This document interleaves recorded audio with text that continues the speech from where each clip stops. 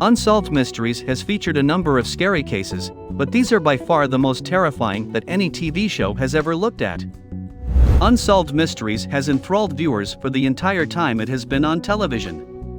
The show contributed to the resolution of several cold cases with its tales of unsolved murders, disappearances, and spirits. However, a few of those instances left an impact on the audience and lasted with them long after the final credits rolled. Before we begin exploring the 10 creepiest mysteries of all time, we would like to remind you to subscribe while hitting the bell icon for more interesting content and mind-teasing videos. Did you subscribe? Great! Let's begin. Number 10. The murder of Diane Harlan and the disappearance of her husband, Hugh. Living in the Californian coastal community of Morro Bay were Diane and Hugh Harlan. Their union was challenging. Their marriage suffered because of Diane's continual spending on her dogs, and Hugh found it difficult to provide for her on his poor fisherman's salary. A dog collar had been tied around Diane's throat when her body was discovered in 1982. Hugh was a suspect but never put to trial. Hugh disappeared on November 1, 1986, while visiting San Simeon. His keys were discovered nearby his abandoned truck. While some people believe Hugh ran away to avoid being connected to the death of his wife, others suspect he was abducted and killed by the same person who killed Diane. His wife's murder was never solved, and he was never heard from again. Number 9. The abduction of Angela Hammond. The fourth season's Dial A for Abduction episode featured one of the spookiest tales from the first Unsolved Mysteries, the terrifying case of Angela Hammond's abduction, which occurred while she was on the phone with her lover. As a suspicious truck circled around Angela while she was using a payphone, an enigmatic man emerged from the vehicle. When her partner heard a scream, he instantly got up to go to the payphone but turned around to see a truck speeding by him in the other direction with a screaming female inside. Unfortunately, while trying to reverse and follow, Angela's boyfriend wrecked his engine, allowing the truck with the distinctive decal in the rear window to escape. As a result, Angela was never discovered. Number 8. The torture and murder of Cindy James. During the course of 7 years, Cindy James, a 44-year-old nurse, had disturbing moments of harassment that started with ominous phone calls, progressed to ominous letters, and then culminated in violent attacks. Despite a number of alarming tales, including James being found intoxicated and naked on the side of the road and strangled with nylon, as well as other horrendous acts of cruelty, including a home fire when visitors were staying there, authorities didn't believe her. After Cindy James went missing, her body was discovered dead a few weeks later close to an abandoned house, with nylon hogtied around her neck. She was tied up and there were prior claims of her being drugged, but it was finally established that she died from a morphine overdose, leading the police to frustratingly rule it as a suicide. Number 7. The unnerving story of Audrey Santo. When their small daughter, Audrey, slipped into their pool and almost drowned, the Santos family of Worcester, Massachusetts, had their world turned upside down. Although Audrey was saved, she had terrible brain damage and was declared brain dead. Audrey's story, however, took an interesting turn when the family's religious artifacts started to exude oil. The Santos, ardent Catholics, held Audrey to possess supernatural abilities and maintained that the oil had therapeutic qualities.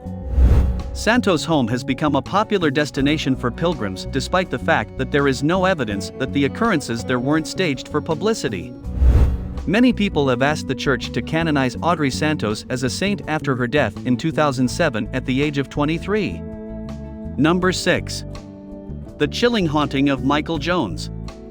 The supernatural seems to be drawn to Michael Jones. Michael, then 5 years old, reportedly witnessed the ghost of his grandfather in 1993. Soon after, Michael started experiencing other ghostly encounters in his house, including one he refers to as the Shadow Guy. Michael had undergone 4 exorcisms by the time his story aired on Unsolved Mysteries in 2001, but none of them were successful. By the time the episode aired, Michael was still tormented, but he had become accustomed to the spirits by that point. Number 5. The increasing hauntings of the Wyrick family. The little daughter of the Wyrick family started seeing 2 ghosts after they moved into a new house in Georgia. She was able to identify the ghosts as the previous owners of the home and some long-deceased neighbors who were kind to the young girl. However, a sinister spirit soon started to haunt the family, terrifying the small girl and even starting to assault them, leaving nasty claw wounds on both the kid and her father, which prompted a paranormal investigation and confirmation sightings. Later, a loose adaptation of the Wyrick family's tale appeared in The Haunting in Connecticut 2, Ghosts of Georgia. Number 4. The Strange Deaths of Don Henry and Kevin Ives.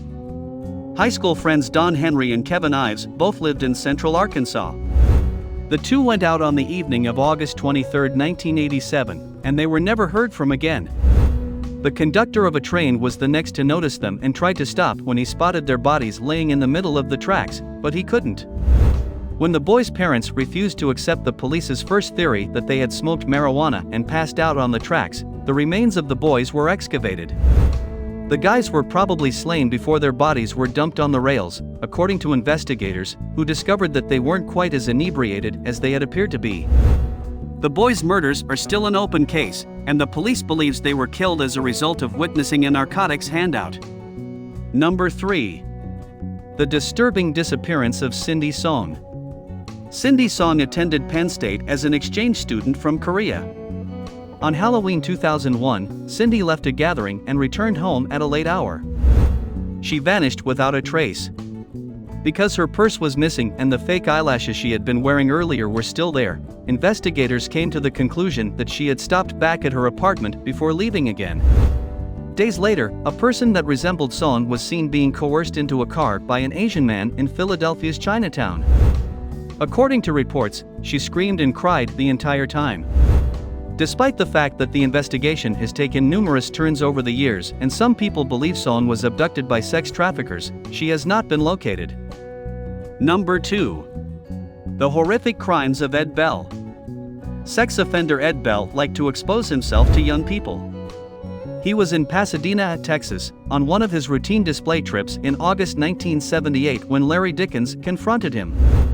After a fight, Ed shot Larry twice in his driveway, once with a .22 pistol and once with an automatic weapon. Ed was subsequently taken into custody and accused of murder, but he swiftly escaped after getting bail. Ed was apprehended in Panama on Valentine's Day, 1993, a year after the program that featured his story aired, and brought back to the U.S. He was given a life sentence and passed away on April 20, 2019. He was under investigation for the murders of multiple children at the time of his death. Number 1. The heartbreaking death of Catherine Korzilius. In August 1996, Nancy Korzilius dropped off her 6-year-old daughter Catherine at a neighborhood mailbox a few blocks from her house. It was a hot summer day. When Catherine didn't show up, Nancy went exploring and discovered Catherine on the ground, face down. In one of the most horrific unsolved mysteries cases, she passed away shortly after. Investigators were perplexed by the mystery surrounding her death because her injuries did not match those of a hit-and-run. Many people think Catherine was kidnapped, beaten, and then left for her family to locate on the highway. Her demise remains a mystery. Catherine's father served as the tour manager for the musician Bon Jovi, whose song August 7, 4:15 was published in her honor in 1997. With this last part, we have reached the end of our video. Just a reminder, if you enjoyed this video, smash the like button, and don't forget to subscribe while hitting the bell icon for more mind-teasing videos. Thanks for watching. Until the next one.